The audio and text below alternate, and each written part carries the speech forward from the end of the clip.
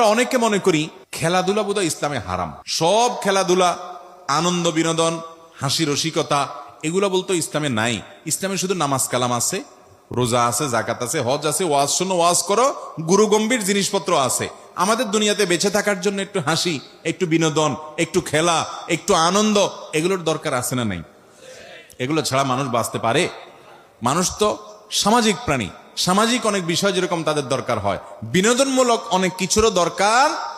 সেই বিনোদনের সকল ব্যবস্থা ইসলামে আছে। ইসলামে কোনো কিছুর অভাব বা সংকট নাই। মুসলমান যথেষ্ট সমৃদ্ধ। অমুসলমানের কাছ থেকে ধার করে কোনো কালচার বা সংস্কৃতি আনার দরকার নেই। মুসলমানের নিজস্ব সংস্কৃতি স্বয়ং সম্পূর্ণ। যেমন আমাদের প্রিয় নবী সাল্লাল্লাহু আলাইহি ওয়াসাল্লাম, তিনি কবিতা আবৃত্তি করার জন্য অনুমতি দিতেন। তিনি নিজেও কবিতা আবৃত্তি করেছেন। খন্দকের যুদ্ধের সময়, পরীক্ষা খনন করার সময়, মসজিদে নববী নির্মাণের সময় এবং তাবুকের যুদ্ধের সময়, তাবুক নয়, আপনার হুনাইনের যুদ্ধের সময় তিনি কবিতা আবৃত্তি করেছেন। আনান নবিয়্যু লা কাযিব আনা ইবনু আব্দুল মুত্তালিব, তিনি কবিতা আবৃত্তি করেছেন। আল্লাহুম্মা গফির আল্লাহুম্মা লা আইশা ইল্লা আইশাল আখিরা ফাগফির লিল আনসারি ওয়াল মুহাজিরা, এগুলো নবীজির কবিতা। কষ্টের সময় কষ্টের কাজ করলে কষ্ট দূর করার জন্য মানুষ দেখবেন শ্রমিকরা গান গেয়ে উঠে, আছে না? যে কষ্ট দূর করবার জন্য, হালকা করার জন্য আপনার খেতে খামারে কাজ করতেছে অনেকে, তো গান ধরে। এই গানের কথামালার মধ্যে যদি খারাপ কিছু না থাকে, এখন গান মানে তো দুই নম্বরই, গান মানে হলো যৌনতা, গান মানে হলো নোংরামি, অসভ্যতা বেশিরভাগ। কিন্তু গানের কথামালার মধ্যে যদি আমার রবের প্রশংসা থাকে, মা বাবার জন্য স্মৃতিচারণমূলক গান হয়, নিজের দেশ অঞ্চলকে ঘিরে কোনো গান হয়, তাহলে সে গানে ইসলামিক কোনো নিষেধাজ্ঞা নাই, যদি সেখানে মিউজিক্যাল ইনস্ট্রুমেন্ট ব্যবহার না হয়। নবীজি সাল্লাল্লাহু আলাইহি ওয়াসাল্লাম করেছেন। সাহাবীদের মধ্যে হাসান ইবনে সাবিত রাদিয়াল্লাহু তাআলা আনহু করেছেন, তিনি অনুমোদন করেছেন। একবার নবী করিম সাল্লাল্লাহু আলাইহি ওয়াসাল্লামের বাসায় আম্মা জান আয়েশা রাদিয়াল্লাহু তাআলা আনহা বলছেন যে তিনি শুয়ে আছেন, দুইটা বাচ্চা মেয়ে গান করছে, গান ধরছে। আবু বকর রাদিয়াল্লাহু তাআলা ঢুকে বলতেছে, আরে নবীজির ঘরে বসে গান, ধমক দিছে। নবী করিম সাল্লাল্লাহু আলাইহি ওয়াসাল্লাম উঠে এসে বলছেন, দাও হুমা, তাদেরকে গান গাইতে দাও।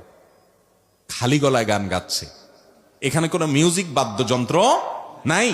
গানের কথার ভিতরে খারাপ কিছু নাই।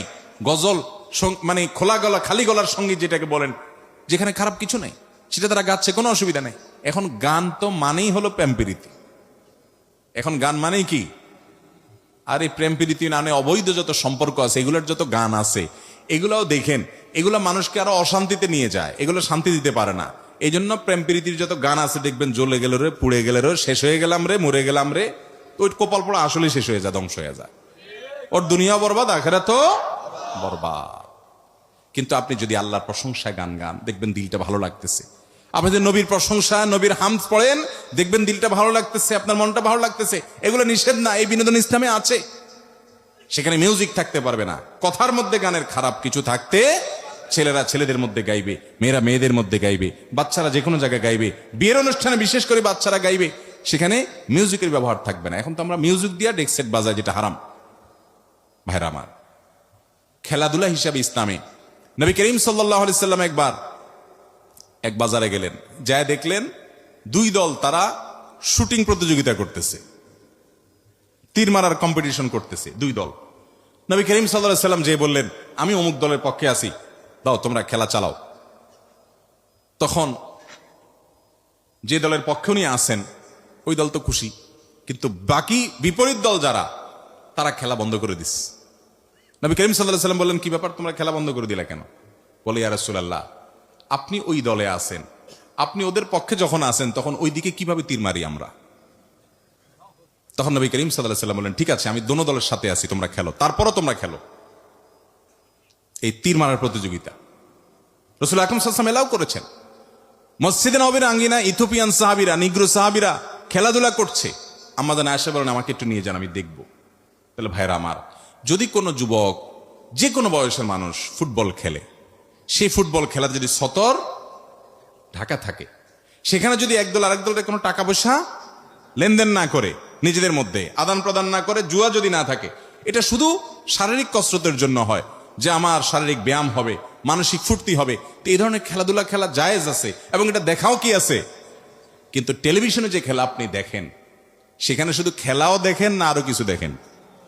বরং খেলার চাইতে অখেলাই।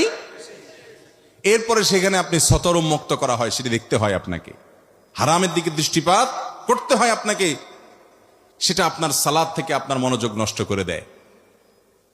রাত বিরাত নাই, রাত 1টা বাজে 12টা বাজে, দেশের লক্ষ লক্ষ হাজার হাজার যুবক জেগে থাকে, তার পছন্দ দল খেলবে রাত 1টা বাজে 2টা বাজে 3টা বাজে। অথচ এই যুবকই জীবনে কোনোদিন তাহাজ্জুদের জন্য একটি বারের জন্য ভোর রাতে অপেক্ষা করে নাই। কি জবাব হবে আল্লাহর কাছে? এত আবেগ তোমার বুকে, এত ভালোবাসা, ওই ইহুদি খ্রিস্টানের জন্য, তার খেলা দেখার জন্য এত ভালোবাসা দিলা, রাতভর জায়গায় বসে রইলা, আল্লাহর হুকুম মানার জন্য কয় রাত জাগছো জীবনে? কোনো মুখ আছে ভাইরা আমার? অতএব এই খেলাধুলা জায়েজ আছে, এইভাবে বিনোদন করলে সেটা জায়েজ আছে, এবং এটা দেখাও জায়েজ আছে। আমরা ইসলামটাকে শুষ্ক মনে না করি যে ইসলামে কোনো বিনোদন নাই, হাসি নাই, আনন্দ নাই, সবকিছু আছে ভাই, সবকিছু আছে। নবী করিম সাল্লাল্লাহু আলাইহি সাল্লাম কৌতুক করতেন, রসিকতা করতেন, কিন্তু রসিকতা করে মিথ্যা কথা বলতেন না। এখন তো যুবকরা কয়েকজন একসাথে হলে রসিকতা মানেই হলো সব 2 নম্বর কথা, খারাপ কথা, নোংরা কথা, বাজে কথা, বন্ধু বান্ধব মানেই হলো এটা। অথচ নবী করিম সাল্লাল্লাহু আলাইহি সাল্লাম একবার রসিকতা করে, মজা করে একজন সাহাবীকে বললেন, ও 2 কানওয়ালা এদিকে আসো। ডাক দিছেন কি বলে? 2 কানওয়ালা। তো 2 কান নাই, এটা বলে তিনি মজা করলেন, সবাই একটু আনন্দ পেলেন। তাহলে কথা দিয়ে কৌতুক করা যদি অসত্য না হয়, মিথ্যা না হয়, নবীজি মিথ্যা বলেন নাই, যা বলছেন সত্য, তার কান তো 2টাই আছে, কিন্তু মজা করলেন মাঝখান থেকে। ভাইরা আমার, অতএব এরকম আনন্দ বিনোদন করা কি আছে? তিনি একবার কোন এক সফরে আম্মা জান আয়েশা রাদিয়াল্লাহু তাআলা আনহা এবং অন্য সাহাবীরা সবাই ছিলেন, সবাইকে বললেন, সবাই দৌড়াদৌড়ি প্রতিযোগিতা করো, কম্পিটিশন করো, দৌড়াদৌড়ি, এটা এক ধরনের খেলা, দৌড়াদৌড়ি করো, কে আগে যেতে পারে, টার্গেট ঠিক করে দাও, রেসিং। এবং আয়েশা রাদিয়াল্লাহু তাআলাকে বললেন, আসো তুমি আমার সাথে কম্পিটিশন করো। তো একবার নবী করিম সাল্লাল্লাহু আলাইহি সাল্লাম আগায় গেছেন, আবার স্ত্রীকে জিতাই দিয়েছেন, জিতে দিয়ে বলছেন আগেরটার বিনিময়ে এটা কাটাকাটি। তাহলে বোঝা গেল এই খেলাধুলাগুলো ইসলামে আছে না নাই? যুবকরা কোথায় যাচ্ছি, কোথায় যাচ্ছি আমরা?